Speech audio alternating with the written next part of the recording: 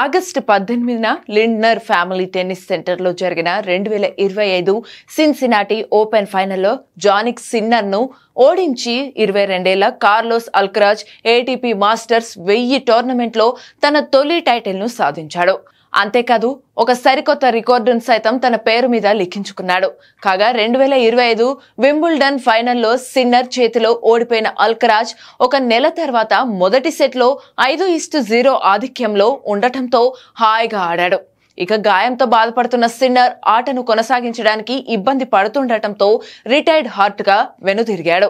ఎందుకంటే మరికొన్ని రోజుల్లో యుఎస్ ఓపెన్ ప్రారంభం కానుంది. ఈ క్రమంలో ఎటువంటి రిస్క్ తీసుకోకూడదని భావించి రిటైర్డ్ హార్ట్ అయ్యాడు. ఇక ఈ విజయంతో అల్కరాజ్ ఇప్పుడు యునైటెడ్ స్టేట్స్ ఆఫ్ అమెరికాలో జరిగే 4 ప్రధాన ఈవెంట్లను గెలుచుకున్నాడు.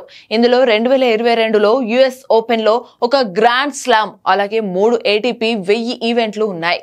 కాగా అల్కరాజ్ 2022లో మియామి ఓపెన్ గెలుచుకోవడంతో పాటు 2023, 24లో ఇండియన్ వెల్స్ టైటిల్ ను గెలుచుకున్నాడు.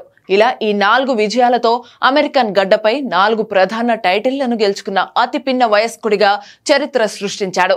ఈ క్రమంలో 5 సార్లు గ్రాండ్ స్లామ్ విజేత పీట్ సంప్రాస్ రికార్డును 31 సంవత్సరాల తర్వాత అల్కరాజ్ బద్దలు కొట్టాడు. ఇక పురుషుల టెన్నిస్ చరిత్రలో కేవలం 5 ఆటగాళ్లు మాత్రమే 4 ఈవెంట్లను గెలుచుకున్నారు. వారిలో అల్కరాజ్, రాఫెల్ నాదల్, నోవాక్ జకోవిచ్ మరియు రోజర్ ఫెదరర్ మాత్రమే ఉన్నారు.